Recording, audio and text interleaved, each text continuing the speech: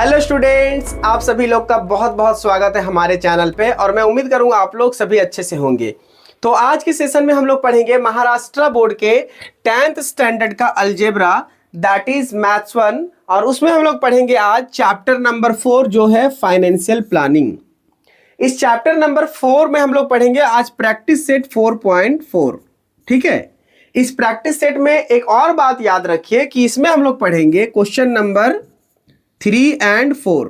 ठीक है, ये दो क्वेश्चन ही आज हम लोग सॉल्व करेंगे।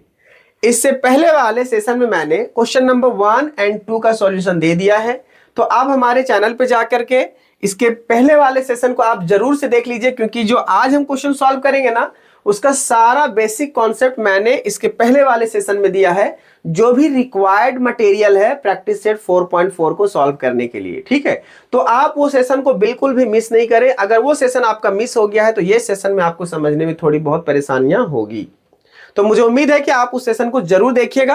अगर आपको कोई प्रॉब्लम है उस वीडियो तक पहुंचने में तो आप हमारे इस वीडियो के डिस्क्रिप्शन बॉक्स में जाइए, मैंने आपको उस वीडियो का लिंक दे रखा है, तो आप सीधा लिंक को क्लिक कीजिए, सीधा उस वीडियो तक पहुंचिए और वो वीडियो को कंपल्सरली आप जाकर के देख लीजिए। ठीक है, तो चलिए हम लोग स्टार्ट करेंगे प्रैक्टिस सेट 4.4 का क्वेश्चन नंबर 3। आप देख लीजिए क्वेश्चन हमारा प्रैक्टिस सेट 4.4 में कैसा है। यहां पे देखिए टोटल कितने क्वेश्चन है, 5 क्वेश्चन है।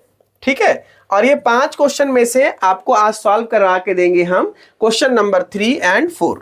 तो मैंने इससे पहले भी बताया कि क्वेश्चन नंबर 1 और 2 हो चुका है।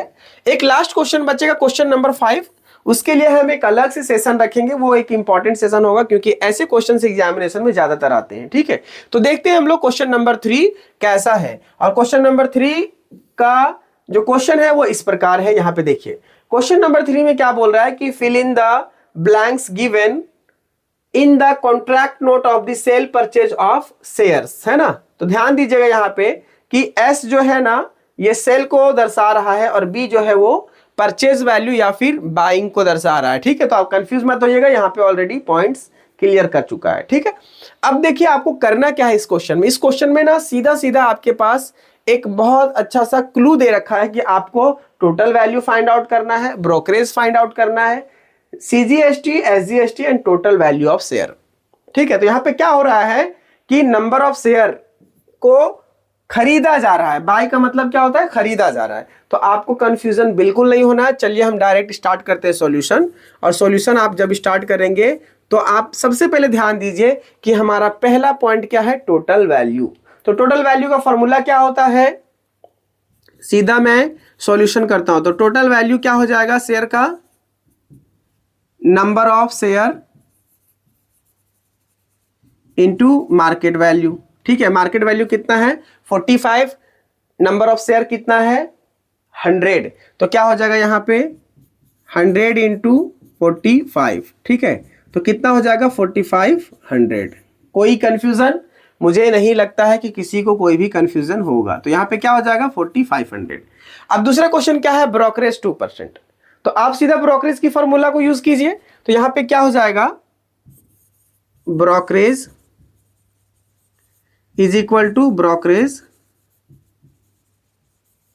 परसेंटेज में है ना into total value of the market, है ना, ऑफ द शेयर। ठीक है, तो यहां पे कितना हो जाएगा, MB लिखो, लेकिन MB टोटल वाला होना चाहिए क्योंकि हम टोटल पे ना ब्रोकरेज दे रहे हैं, तो आपको ध्यान में रख के चलना है। मार्केट वैल्यू 45 है लेकिन टोटल नंबर ऑफ शेयर का मार्केट वैल्यू कितना हमारा 4500। तो यहाँ के जो वैल्यू हो जाएंगे ब्रोकरेज का वो हो जाएगा 0.2 अपॉन 100 इंटू मार्केट वैल्यू कितना है 4500।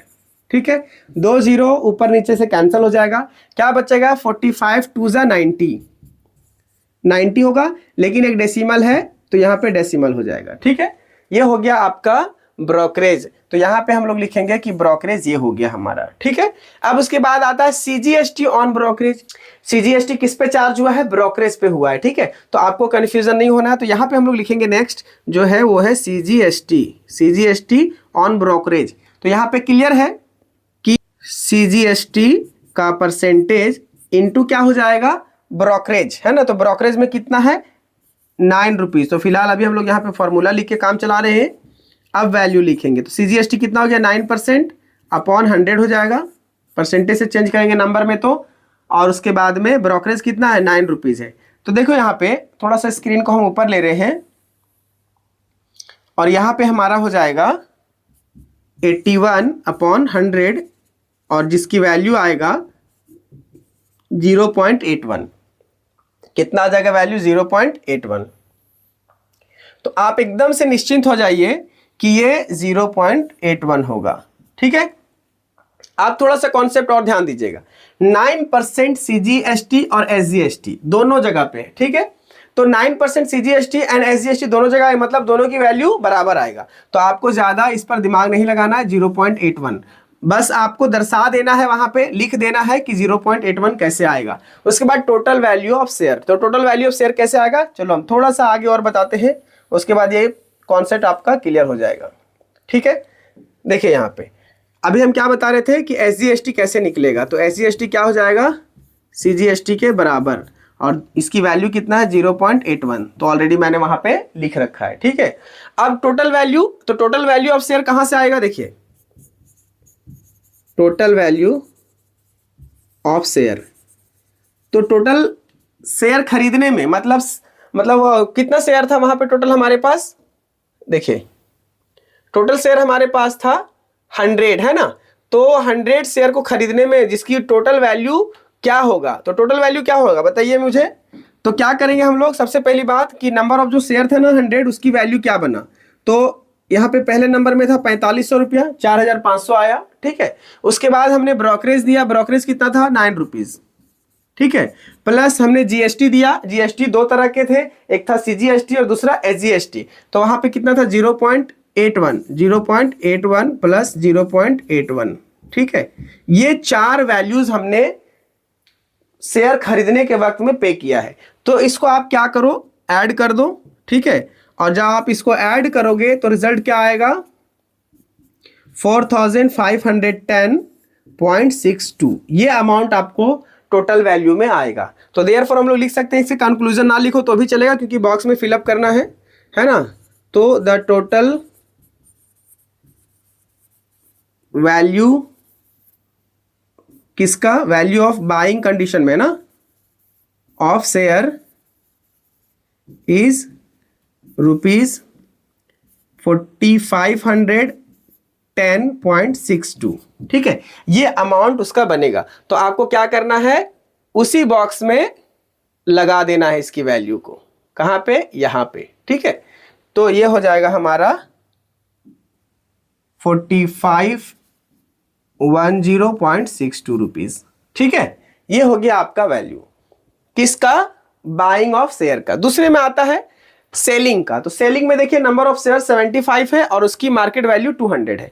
तो एकदम एज इट इज चलेगा, यहां पे क्या होगा, यहां पे एज इट इज चलेगा। ठीक है, तो चलिए आगे बढ़ते हैं हम लोग क्वेश्चन में। यहां पे देखिए एक लाइन हम देते हैं और साथ में ही लाइन देते हैं ताकि आपको सॉल्यूशन के साथ में इसका और इसका दोनों एक साथ में मिल जाएगा। ठीक है, तो यहां पे क्या होगा, total value is equal to number of share into market value. तो यहां पे क्या हो जाएगा, नंबर ऑफ शेयर कितना है वहां पे 75 इंटू मार्केट वैल्यू कितना है 200। ठीक है, तो ये कितना हो जाएगा 150 एंड 20 कितना हो गया 15,000। तो यहाँ पे टोटल वैल्यू ऑफ शेयर क्या हो जाएगा 15,000। कितना हो जाएगा 15,000। अभी देखिए ब्रोकरेज यहाँ पे भी 2% लगा, सबके लिए रूल एक ही है, बस वहां पे number of share and market value अलग अलग होने की वजह से हमारे कॉलम में डिफरेंट वैल्यूज आएंगे। ठीक है, यहाँ पे देखिए क्या हो जाएगा ब्रोकरेज क्या हो जाएगा, ब्रोकरेज परसेंट है ना इनटू टोटल वैल्यू। तो ये हो गया हमारा टोटल वैल्यू, और टोटल वैल्यू किसका है ना, MV है ना टोटल वैल्यू। तो यहां पे कितना हो जाएगा 0.2/100 इंटू टोटल वैल्यू कितना है 15,000। ठीक है, अब 2 0 कैंसिल हो जाएगा तो क्या बचेगा 0.2 इंटू 150।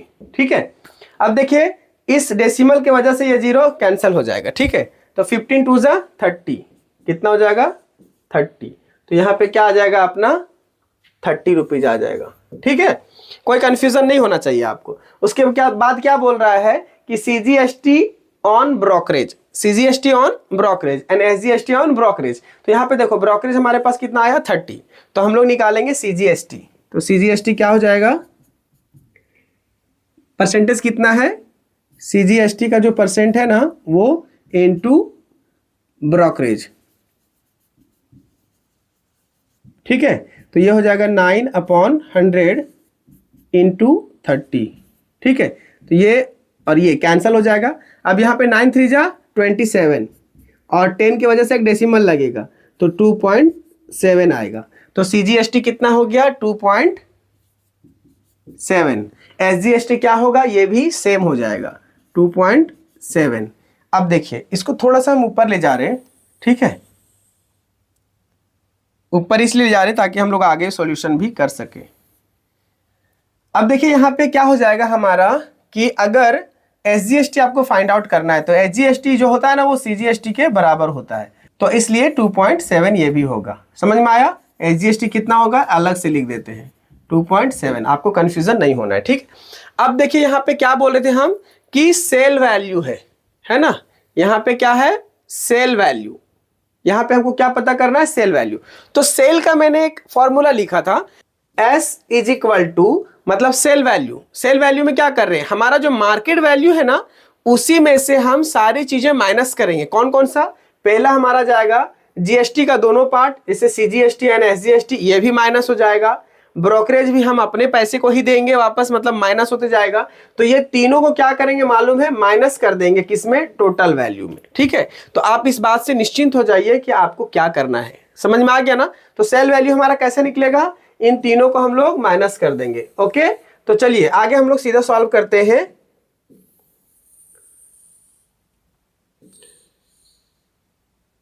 तो देखिए यहां पे क्या हो जाएगा, लास्ट वाला है total value of share, total value of share, बगल में लिख दो सेल वैल्यू, ठीक है, ताकि आपको पता चले कि सेल वैल्यू क्या है। तो सेल वैल्यू यहां पे क्या हो जाएगा, पहले नंबर में मार्केट वैल्यू या टोटल वैल्यू बोल सकते हो आप, है ना। तो यहाँ पे मार्केट वैल्यू, लेकिन आप टोटल में लिखना याद करके, टोटल, ठीक है। उसी में माइनस किसको करेंगे, ब्रोकरेज को, किसको, ब्रोकरेज को, ठीक है। उसके बाद और माइनस किसको करेंगे, CGST एंड SGST को, CGST एंड SGST को, ठीक है। ये माइनस यहाँ पे होगा, प्लस माइनस माइनस, ठीक है। अब देखिए यहाँ पे डायरेक्ट हम नंबर लिखेंगे तो आपको समझ में आ जाएगा कितना था हमारा टोटल वैल्यू ऑफ शेयर, 15,000। तो 15,000 में किसको किसको माइनस करेंगे बताइए, साथ में हम लिख देते हैं, ठीक है। ब्रोकरेज था हमारा 30 रुपया, उसके बाद में प्लस CGST था 2.7 और प्लस 2.7। अब यहाँ पे हम माइनस माइनस लिखे तो एक बात क्लियर कर लीजिए, अभी हम इनको ब्रैकेट के अंदर लिखे तो आप कंफ्यूज मत होइएगा, ठीक है।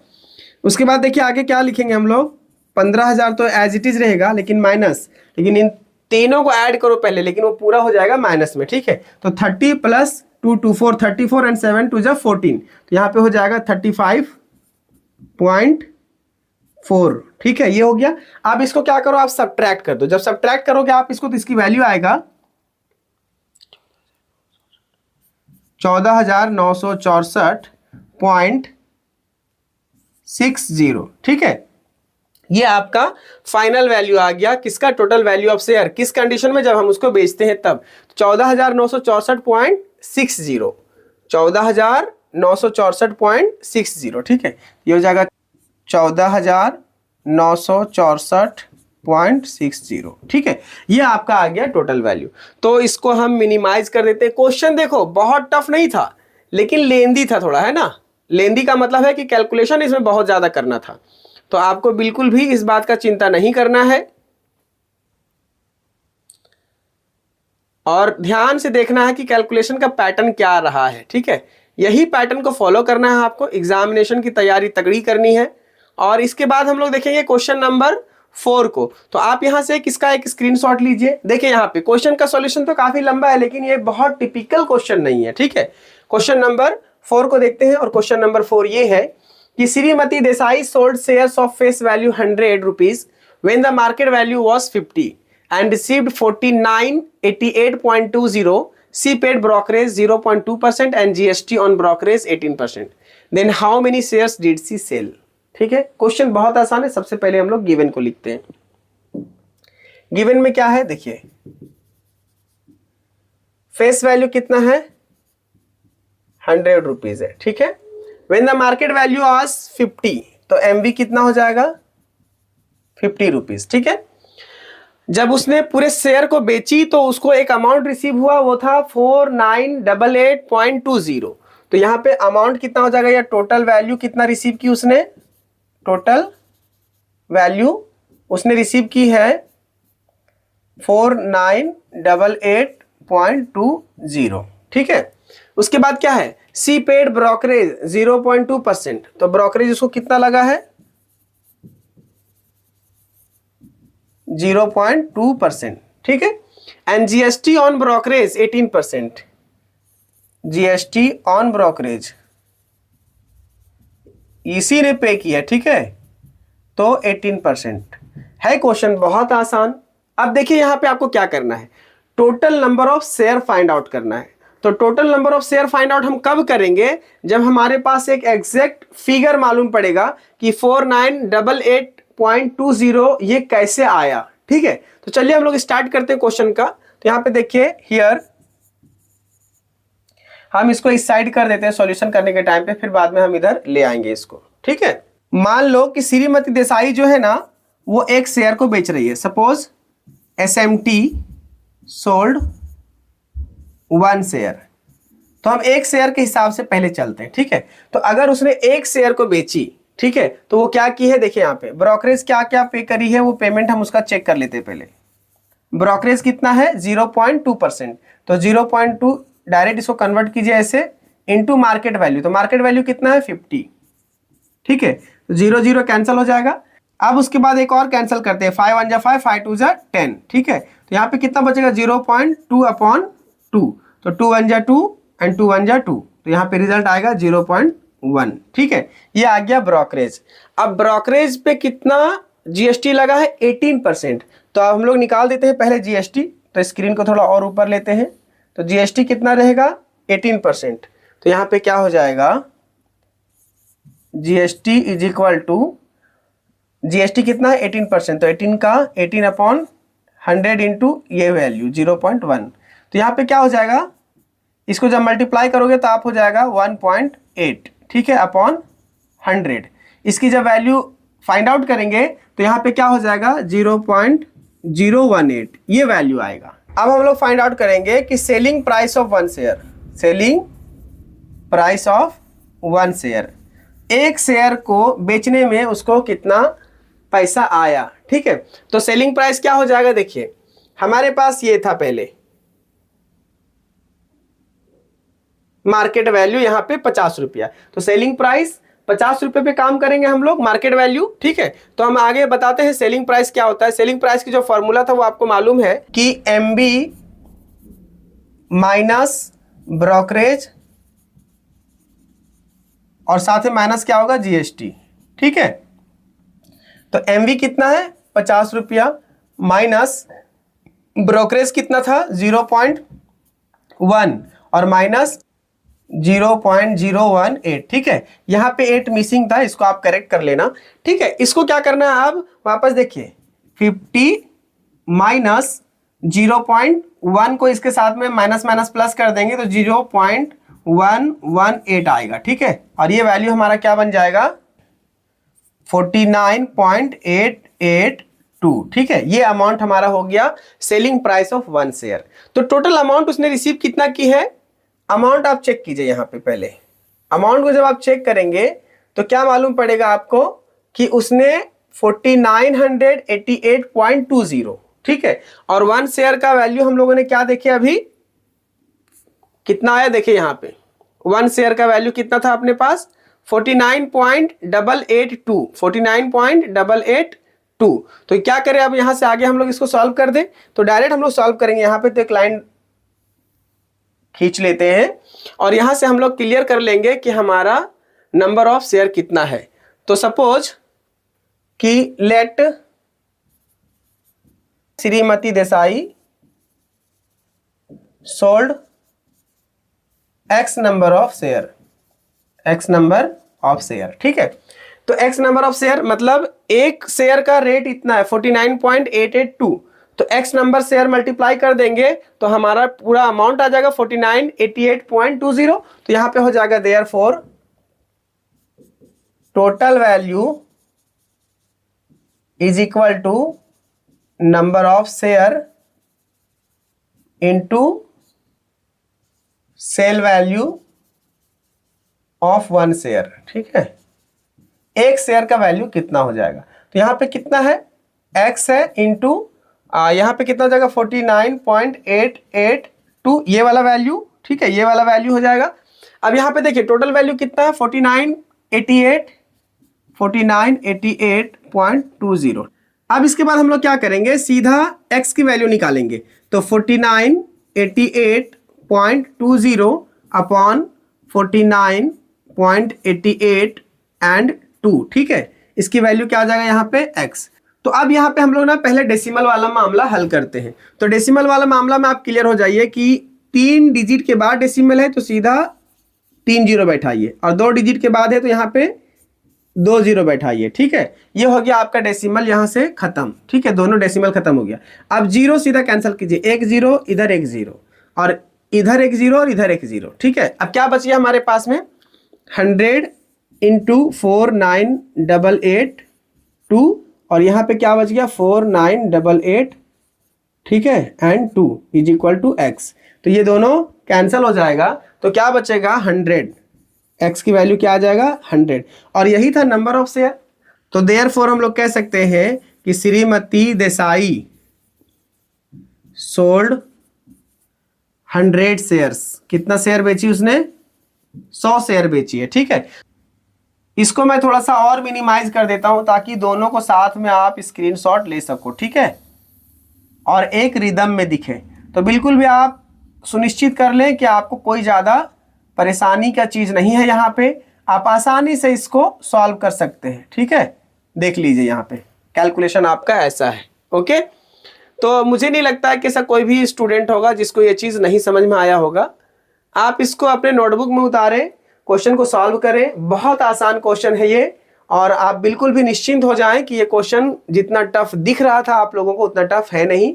तो चलिए, उम्मीद है कि आप लोग हमारे चैनल से बने रहेंगे। जिन लोगों ने हमारे चैनल को सब्सक्राइब नहीं किया वो चैनल को सब्सक्राइब करें, और जिन लोगों ने बेल आइकन हिट नहीं किया वो जरूर हिट करें, क्योंकि जब भी हम अपने चैनल पे वीडियो अपडेट करेंगे सबसे पहले नोटिफिकेशन आपको मिलेगा। मिलते हैं आप लोगों से नेक्स्ट सेशन में क्वेश्चन नंबर 5 के साथ, वो भी होगा प्रैक्टिस सेट 4.4 का। तब तक के लिए अपना ख्याल रखिए। जय हिंद, जय भारत।